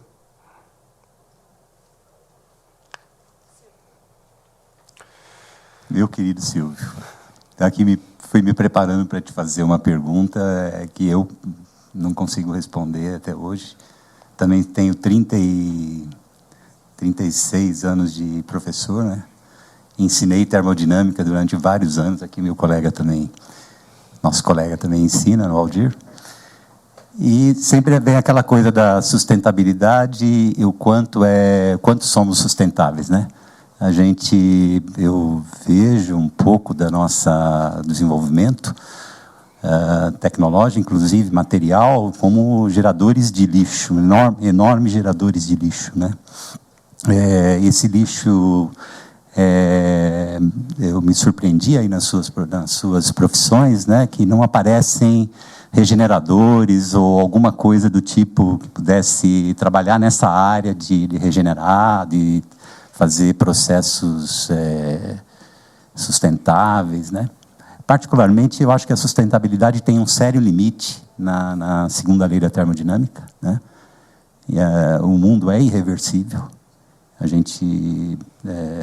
Mas isso não quer dizer que a gente não deva, ou que a gente deva ser perdulário, ou seja, desperdiçar ou esbanjar, né? E também existe lixo ideológico, né? Existem também coisas que são professadas hoje por pessoas e são completamente fora da modernidade, eu acho. Não vejo sentido mais professar algumas ideias hoje que são, ou ideologias, né, que por serem tão amarradas, elas impedem de olhar para o futuro com esperança e com fé, né? Então, eu queria que você falasse um pouco disso. A sustentabilidade, ela tem sido muito discutida, mas existe uma enormidade de lixo sendo gerado e de coisas sendo descartadas e não sendo reaproveitadas. Eu queria que você falasse um pouco sobre isso. Por que nas profissões que você citou não existe gente que está enfocando esse problema da sustentabilidade com mais vigor? Por que será que isso não ficou ainda um assunto econômico suficientemente importante? Qual é? Eu acho que você tem absoluta razão, por princípio, né? O mundo é irreversível mesmo, nós não temos jeito. Aliás, ele é terminal também, né? Quer dizer, o Sol vai se expandir para cima da gente, ele é também terminal. Mas, veja, nós estamos vivendo uma série de ondas de inovação que você consegue identificar mais ou menos ali desde os grandes descobrimentos, né? Essas ondas de inovação, as 3 últimas dramáticas, são a de eletrônica, a de software em rede e a onda de sistemas em rede. Essa onda de sistemas em rede, ela devia ter um componente de entendimento conectado de mundo, de como é que o ecossistema global inteiro funciona, que deveria gerar também um conjunto de tentativas, no mínimo, de fazer com que esse mundo degenerasse mais devagar. É sobre isso que a gente está falando aqui. A sustentabilidade é como é que a gente diminui radicalmente a velocidade da degeneração. Antes de eu chegar nisso, uma vez eu estava num debate que não tinha nada a ver com a minha área, que na época era só computação pura mesmo. Aí um professor inseriu no meio do debate, para provocar todo mundo, a seguinte pergunta: será que a gente tinha chegado no estado que a gente já chegou, e o ano era 1990 e pouco, quer dizer, não fazia muita diferença em relação a onde a gente está agora, se não houvesse na Terra combustíveis fósseis? Essa era a pergunta que ele fez, tá certo? E eu sempre fui muito mais para o lado de sustentabilidade do que para qualquer outra coisa, e eu disse na mesma hora, claro, e defendi radicalmente essa posição, fui quase que apedrejado por todo mundo. Aí, depois de muito tempo, eu comecei a pensar, disse, rapaz, e se a única forma mesmo de gerar energia fosse eólica? Que a gente tivesse aqui, o sol fosse fraco, não sei o que lá, a gente tivesse uma fonte de esquentar, não sei o que. Quanto tempo a mais a gente teria levado para desenvolver energia eólica continuamente disponível para a gente fazer o que a gente está fazendo? E é óbvio que teria levado talvez milhares de anos a mais, não é? Porque você teria que desenvolver muito mais tecnologia. Na base, se eu tiver combustível fóssil, eu queimo embaixo e acontece um bocado de coisas espetaculares, tá certo? Na escala que a gente tem. O que eu acho que prende a gente é que essa história do combustível fóssil, principalmente do petróleo, e tem um estudo, um conjunto de estudos globais muito interessantes sobre isso, que a gente podia citar durante muito tempo, é que você tem uma interação importantíssima e talvez dificílima de ser contida entre a economia e a política. A política chega e diz, nós precisamos mudar isso. Desse jeito não dá para continuar. Mas quem está sustentando a política é um lado da economia que é o isso, que a política, certas horas, quer mudar. Então, você vota nos caras que disseram que vão mudar aquilo, mas quando eles chegam lá, eles descobrem que eles são sustentados pela coisa que eles querem mudar. Aí você fica parado, né, nessa situação, até que, eu acho, você atinge certos limiares. Por exemplo, a diminuição do custo por quilowatt-hora gerado eletricamente e eolicamente no mundo, do jeito que vem caindo, vai mudar para muitos países que dependem hoje intrinsecamente de óleo e de gás, vai mudar a matriz energética deles de uma forma significativa. Isso vai diminuir muito o poder e o poderio econômico de lobby do pessoal de energias fósseis. E o sistema é todo articulado. Não é porque você e Valdir e outros provam um teorema dizendo que era melhor usar assim, que todo mundo, entende, 2, que esse entendimento vai levar à mudança da matriz energética, porque ela é econômica e porque lá atrás ela é política. É tudo interligado. Se a gente não tentar entender o mundo como realmente em rede, e não é a nossa rede que manda nele, não é? Porque, vez por outra, você tem um cara que diz, nós estamos todos em rede aqui, agora, quando eu assumir, eu vou tocar a bagaça com as minhas ideias. Como assim? Se está todo mundo em rede, quando a gente estiver no lugar que a gente articula e coordena, no lugar onde está, aspas, o poder de formar as redes, o poder de articular novas redes, a gente devia articular a rede com todo mundo. Porque senão é aquela história, quer dizer, eu vou usar a rede só para pegar o poder. Depois que ele for meu, eu vou fazer o que eu quiser. Não adianta. A gente tem vivido um conjunto de experiências muito ruins, eu acho, do ponto de vista de como é que a economia interage com a política e principalmente com o sistema de democracia representativa globalmente, né? John Stuart Mill, em 1800 e porrada, quando ele escreveu o famoso livro dele sobre o assunto, disse que a democracia representativa não era o melhor sistema, mas era o único que era viável à época, porque você não conseguia voltar para o assembleísmo da República Grega, né, ou romana, e você fazer com que os cidadãos todos se reunissem para tomar decisão. Tinha muita gente para tomar decisão. Você, aspas, abriu o espectro de quem tomava a decisão, e aí você não pode mais juntar todo mundo. Hoje você já pode, aí a gente volta para a tecnologia e para, por exemplo, redes sociais. Mas nós não dominamos nem as tecnologias, nem os métodos, nem os processos de formação de consenso. Tá certo? E se você pensar bem, determinados mecanismos que parecem óbvios de formação de consenso, eles não são bons na prática, eles são piores do que os que a gente tem hoje. Pegue, por exemplo, certos crimes hediondos que têm acontecido no Brasil recentemente e têm povoado todas as telas, seja de computador, smartphone ou televisão, e, ao mesmo tempo, bota um plebiscito na internet perguntando se as pessoas são contra ou a favor da pena de morte. Dá 75% no mínimo a favor na mesma hora. Inclusive já mandando matar certos caras. Não? E o primeiro cara da fila é fulano, sem julgamento. Não é? Então, não é assim. Pode ser que democracia representativa tenha que continuar existindo como um buffer para a gente não acelerar determinados processos, porque senão a gente volta quase para a selvageria básica. Quer dizer, aconteceu alguma coisa. Muito bem, até todo mundo tem 2 horas, todo mundo tem um smartphone, tem 262 milhões de chips celulares no Brasil, 102 milhões de smartphones. Bota mais 10 anos, todo mundo vai ter um, inclusive todo mundo acima de 99 anos de idade, todo mundo abaixo de 1 ano de idade tem um. Aí você bota aqui, aparece na tela do cara aqui, atenção, vote sim ou não para se fulano deve ou não ser enforcado agora.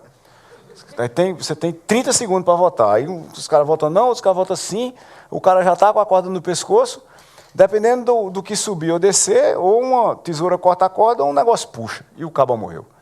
Não pode ser assim. Então, eu acho que a gente tem problemas. E parte do problema é que a gente desenvolveu um conjunto de articulações econômicas, sociais, educacionais, de saúde, para ter 7 bilhões de pessoas no planeta, 200 milhões no Brasil, para a gente ter voto universal. Tudo isso é bom. Tudo isso é bom. O problema é a gente administrar essa complexidade antes que ela nos destrua. Não vejo alternativa. Eu prefiro continuar administrando o caos. Aliás, uma profissão extremamente interessante para o futuro, qualquer futuro, é bom político. Seja lá o que isso for, a definição varia, mas essas mediações, não é? Saber mediar isso, saber entender, ouvir, não é? Saber ouvir, ter uma bússola moral. Veja as características dos líderes, né? Saber ouvir, saber o que não é e o que é, autoconhecimento. Ter uma bússola moral, saber ouvir, saber articular, julgar, decidir e olhar para os projetos no longo prazo, olhar para as coisas que tem que ser feitas no longo prazo, não no mandato do cara. Não precisa fazer porque o meu mandato é de 4 anos. Precisa fazer porque tem que ser feito. A gente não tem tido muita gente capaz de fazer isso, né? Boa noite. Boa noite. Pensando nisso tudo, eu não sei se eu vou conseguir colocar a pergunta, todas essas questões são bastante complexas.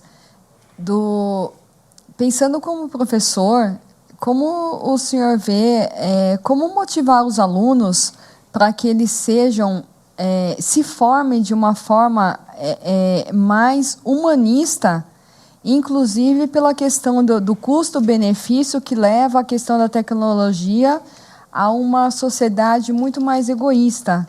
Então, como formar alunos mais humanistas? Olhe, veja bem, vamos separar as perguntas aqui. Você está dizendo o seguinte, que a tecnologia... está dizendo que você tem uma tese que é a seguinte, a tecnologia faz com que as pessoas sejam mais egoístas, não é isso? Essa é a tese. Eu discordo da tese. Não necessariamente. Não necessariamente, tá certo. Não necessariamente. Mas vamos assumir que haja um potencial... Considerando também que os recursos naturais são cada vez mais escassos. Sim, e que há necessidades de ter responsabilidades socioambientais, etc. Então, assim, como formar alunos, né, formar futuros profissionais mais responsáveis, não só do ponto de vista pessoal, tá, né, mas global, humanitário. Global, mesmo, isso, tá, humanitário, nesse sentido, de sustentabilidade da própria profissão dele. Olha, né, da própria sustentabilidade dele como profissional e como pessoa.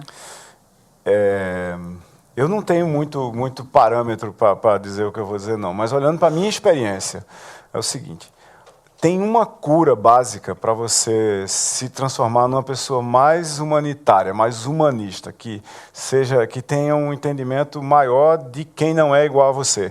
Na realidade, entender melhor o mundo significa respeitar quem não é igual a você, seja coisas, pessoas, animais e qualquer coisa.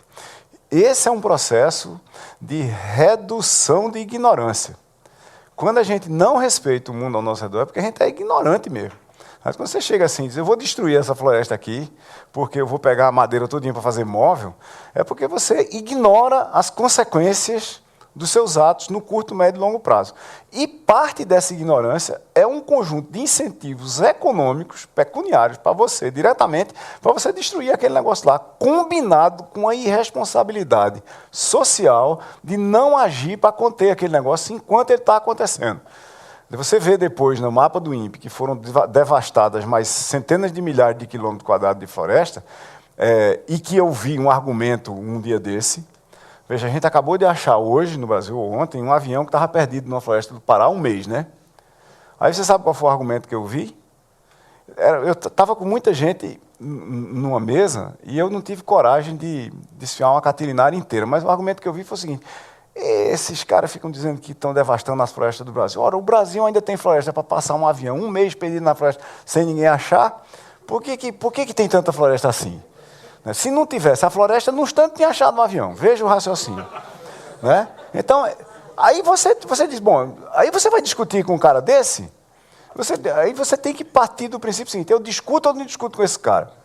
Tá certo? Não, né? Porque você está discutindo com um ignorante, uma pessoa que ignora completamente qual é o contexto. Agora, é importante a gente criar a capacidade de, debater sem brigar, né? E ser oposto sem ser inimigo também, que é uma coisa que, de novo, depende de você perder a ignorância, de você aceitar os outros. Talvez a maior dificuldade que a gente tem, e a história da olhando para essa história que eu estou falando aqui, se você tem uma profissão no futuro que é sustentável, é porque você é um líder, nem que seja um líder de si mesmo, né, tem a ver com aquela história de saber ouvir. Você está fazendo um negócio aqui, fazendo, alguém chega, rapaz, não é assim não. Aí você olha, quem é que está dizendo? É o office boy. Aí você fala, o cara é office boy, eu sou PhD em computação, vou continuar fazendo do jeito que eu estou fazendo. Mas ele já viu 2 PhD em computação serem demitidos fazendo daquele jeito. Ele não sabe fazer, ele só sabe que não é daquele jeito, entendeu? Isso é uma inteligência monumental. E eu vou e desconto o cara. Não pode ser assim. Então o mundo é feito por gente de todos os vieses e matizes. E tem gente que a gente não pode controlar, né? Não é o fato, aqui olhando, por exemplo, para budismo, que eu também sou, né? Não é o fato do Dalai Lama e toda a galera do Tibete serem do bem que evita que a China invada. Aí você vai fazer o quê? Não são razoáveis. Aí você vai ter que decidir uma coisa gravíssima no ponto, que é o seguinte, eu vou desistir da minha posição de não violência e não agressão, ou eu vou desterritorializar o meu universo, tá certo? Pessoal, grupal, social, tudinho, e a gente vai simplesmente totalmente para o abstrato. Isso é uma decisão radical, e foi tomada assim, e eu acho que ela está correta. O certo e errado, ela não esteja em discussão de cair por terra, vamos dizer, porque percebe-se que as relações não se dão de uma forma tão linear, nós ainda não temos resposta para isso e continuamos agindo assim, né, entre o bem e o mal, e muitas vezes somos hipócritas. Não é isso? É isso mesmo. Uhum. Mais alguém? Eu já estou há 10 minutos atrasado para beber já. Diga. Boa noite. Estamos transmitindo ao vivo o Café Filosófico pelo site do Instituto CPFL, onde internautas podem assistir e enviar questões pelo chat. A maioria das questões que a gente recebeu foi, na verdade, sobre essa discussão da escola, né? Principalmente o que a colega acabou de dizer aqui da humanização. Então, acho que esse foi o assunto que mais chamou a atenção do pessoal da internet. Então, só para não ficar repetitivo, tem uma pergunta aqui do Carlos Lopes, que pergunta o que você acha da inteligência coletiva, conceito abordado aí por vários pensadores, entre eles o Pierre Levy. Olha, a inteligência coletiva está dentro daquela categoria das inteligências sociais, né? Como é que eu interpreto o mundo, como é que eu me interpreto no mundo, como é que eu interpreto o mundo em mim, como é que eu tomo decisões lá e como é que eu afeto o mundo. Eu acho que o conceito, a proposição do conceito é novo e a coisa em si é extremamente antiga, né? Ela é conhecida há muito tempo, desde que conjuntos de pessoas em grupos muito amplos começaram a se articular para fazer coisas em comum, liderados ou não por algum líder fantástico. Não é porque César era César que Roma agia e fazia tudo o que ele dizia, né? Churchill tem uma frase muito famosa que tem a ver com essa história de inteligência coletiva combinada com liderança, que é no meio de uma reunião que ele estava, que tinha um monte de gente, de repente ele viu que tinha um conjunto de pessoas muito grande que estava saindo, né? Aí ele olhou para os outros líderes que estavam lá, e era uma reunião de gente muito importante na política inglesa, ele olhou para todo mundo e disse, olha, vocês tenham paciência comigo, que eu tenho que ir atrás dos meus liderados. Vocês fiquem aí, porque eu vou atrás dos meus liderados. Quer dizer, não era ele que puxava as pessoas para ele ia atrás do movimento, ele epitomizava o que as pessoas queriam que fosse feito. Então, essa é um incidente de inteligência coletiva não trivial.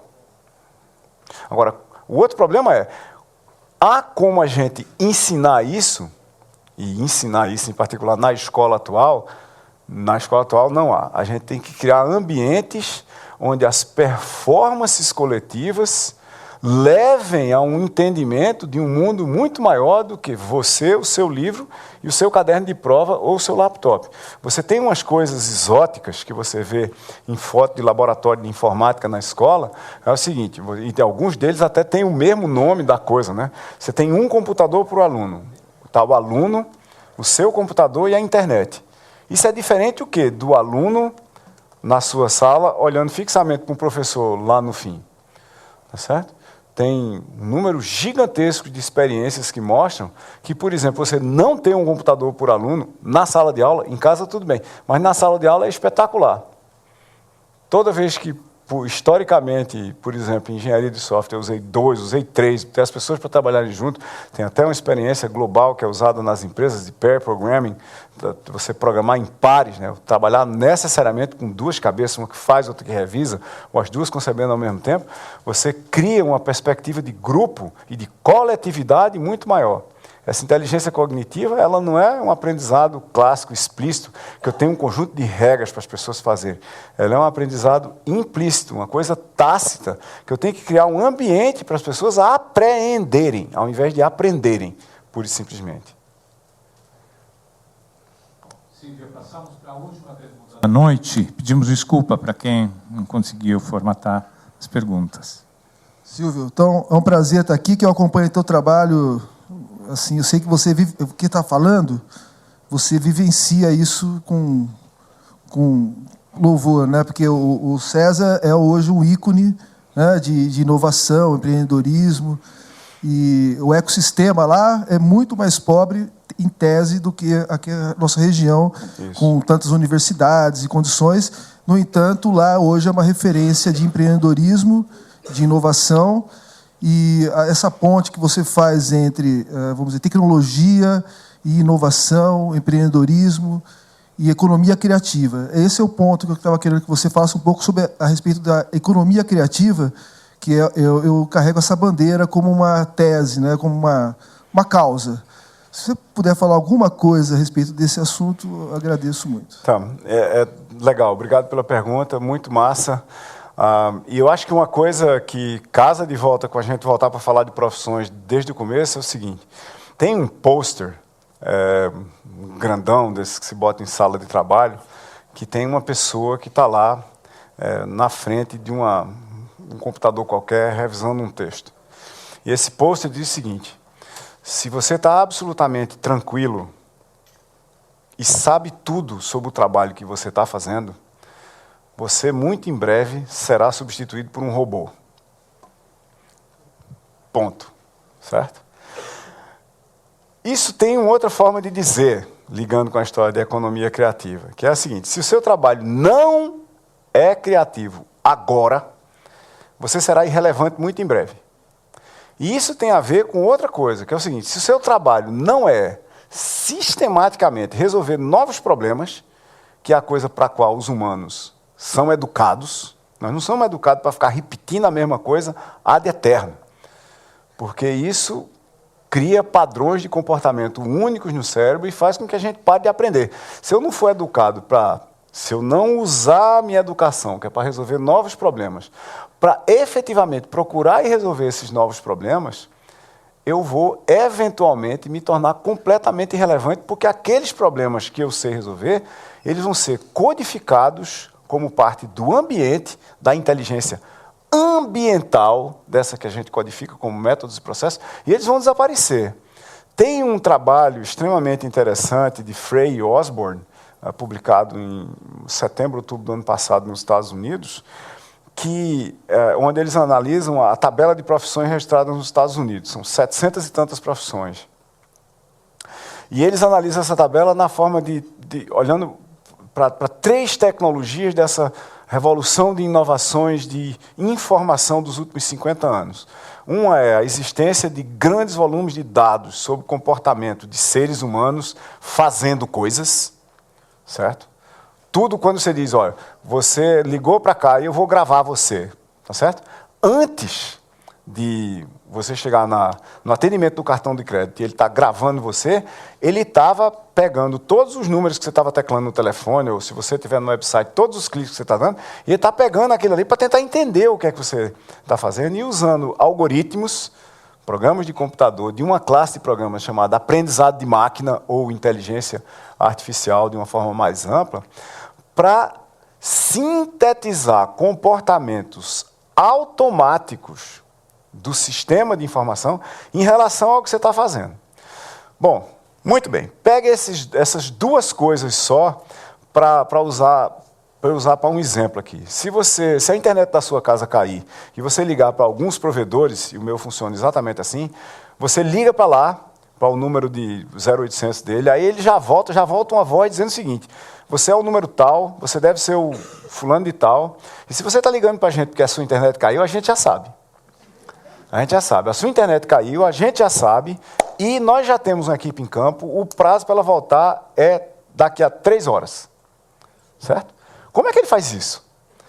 Ele sabe que quando a internet cai, as pessoas ligam. Se as pessoas ligam a partir daquele lugar onde a internet caiu, elas estão querendo saber por que o diabo da internet caiu. Se ele sintetizar uma resposta antes de eu fazer a pergunta, eu não preciso de um humano para atender. Aí o que esse estudo de Frey e Osborne mostra? É que daqui até 2035, mais ou menos, é um estudo de 25 anos de prazo, eles começaram a fazer em 2010, mais ou menos, não vai haver nenhum operador de call center. Nenhum operador de call center. Aí você diz, pô, mas isso é uma catástrofe. Aí eu faço a pergunta para vocês. Se vocês estivessem grávidos e fossem ter um filho esse ano, vocês diriam assim, pô, quando meu filho nascer, tomara que ele seja operador de call center. Vocês diriam sim ou não? Então, pega, olha, todas as profissões para as quais a média, não precisa nem ser a maioria, a média dos pais, que a gente conhece assim, olha ao redor, não quiser a profissão para o filho, aquela profissão vai sumir, a gente vai codificar ela para fora do sistema. Quer ver uma que está codificada para fora do sistema? Maquinista de metrô, piloto de metrô. Piloto de metrô, certo? Está codificada, ela está totalmente fora do sistema. Sem o piloto, sem o maquinista, que era o nome anterior, não sei qual é o nome hoje, sem o cara que dirige o metrô lá, o metrô, 1, anda mais rápido, 2, anda mais perto do metrô da frente, economiza espaço nos trilhos, dá para botar mais metrô na mesma linha, transportar mais gente. Por que ele é mantido lá? Porque os humanos que estão do lado de fora precisam ver que tem um cara lá. Certo? Piada de terceira ordem sobre o problema, cabines de avião. Né? Tem um amigo que diz que cabine de avião precisa ter 3 animais, o piloto, o copiloto e um cachorro. O piloto que é para garantir que o copiloto dá comida para o cachorro. E o cachorro para garantir que nenhum dos dois mexe em nada. Né? Se mexer vai acontecer alguma besteira. Também vai ser codificado fora do sistema. Ano passado, outubro, a Inglaterra fez um experimento de um avião sair de Londres para Manchester, voando sozinho no espaço aéreo. Controle de voo, mais um avião robotizado, levando uma carga piloto, não tinha ninguém dentro, de um ponto para outro. Qual é a história dessa conversa do trabalho criativo com a gente lá em Recife? Né? Se você olhar para o passado, agora respondendo realmente a sua pergunta, se você for lá para trás, você vai descobrir que os holandeses invadiram Pernambuco em 1620 e pouco. Em 1620 e pouco, em algumas regiões da Europa, açúcar custava mais caro do que ouro. Tá? Pernambuco era um dos lugares que produzia não só mais, mas alguns dos melhores açúcares do mundo. Então, não foi nem a Holanda que invadiu Pernambuco, por isso que eu não disse que foi a Holanda, foram os holandeses. Foi uma companhia privada, né, armada com mercenários, que invadiu Pernambuco para fazer açúcar a partir de lá. E nessa época, Pernambuco nadava em ouro. Resultado, literalmente branco, né, que era o açúcar. Resultado, bote 300 anos disso para frente, aí chegue em 1980, por exemplo. Em 1980, Pernambuco estava em vias de não ter mais nenhum banco, não tinha nenhuma cadeia nacional de supermercados que era baseado lá, não tinha mais nenhuma indústria local, e esse negócio de cana-de-açúcar tinha sido destruído integralmente pela mudança das tecnologias e assim por diante. E, de resto, a gente sempre discordou, a gente da universidade, de que a forma de recuperar a economia de Pernambuco no longo prazo era como um processo de reindustrialização clássica. Por quê? O que a teoria econômica mostra? A teoria econômica mostra que os lugares onde você cria coisas, faz projeto, desenha roupas, pinta quadros, constrói novos sistemas que vão carregar coisas em outros lugares, mas não os fabrica, esses lugares eles têm um decaimento econômico muito mais lento nas crises e uma recuperação muito mais rápida na saída das crises. Ou seja, eles são muito mais estáveis, porque eles são baseados em inteligência. E aí o que foi que a gente fez de uma forma quase que egoísta, né? Que o budismo chamaria do bom egoísmo, né? A gente resolveu intervir na economia da cidade do Recife, a partir da universidade, para criar um conjunto de núcleos de economia criativa que dependesse da gente, dependesse do que a gente estava querendo estudar, dependesse do que a gente estava querendo formar, pesquisar, dependesse dos alunos que a gente formasse. Que criasse a oportunidade dos alunos que a gente formava ficarem em Recife também. E a gente atraísse para lá um bocado de gente. O resultado da ópera, nesses últimos 12 anos, é que a gente abriu espaço para alguma coisa como 230 empresas de tecnologia de informação, a cerca de 7.500 pessoas trabalhando, 1 bilhão e 200 milhões de reais de faturamento na antiga Cracolândia do Recife. A gente efetivamente foi lá, esse negócio não está resolvido ainda é um embate para você conseguir prédios, para você renovar as alianças com o pessoal que mora lá, você tirar a galera do tráfico de dentro do espaço, ou pelo menos eles abrirem espaço para a gente botar coisas novas lá. Mas a gente já fez coisas que, além desses números que a gente fala aqui, a gente já fez coisas que dão para a gente alguma razão de pensar que talvez a gente esteja andando na direção certa. Se a gente investir nessa direção por mais uns 20, 30, 50 anos, a gente vai chegar em algum lugar interessante.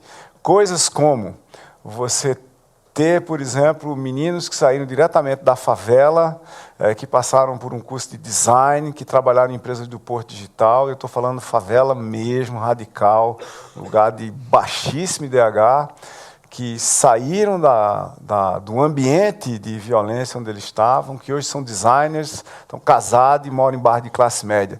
Uma menina que trabalha com mídia, que foi um dos exemplos globais do Fórum Econômico Mundial, foi capa da Newsweek, sobre como é que você intervém nesses espaços.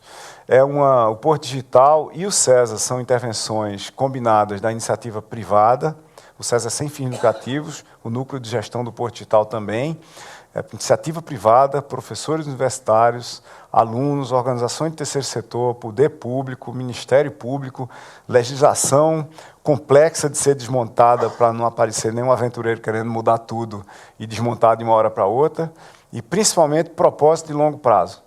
O tempo médio de maturação de um parque tecnológico em qualquer lugar do mundo não é abaixo de 25 anos.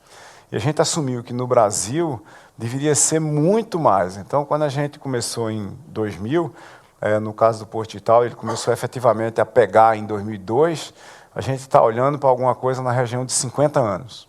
A gente acabou de atrair para o Porto Digital um centro global, o 4º centro global de design automotivo da Fiat, que é um centro que vai ser capaz de projetar automóveis ou sistemas móveis inteiros, que vai começar com 500 engenheiros.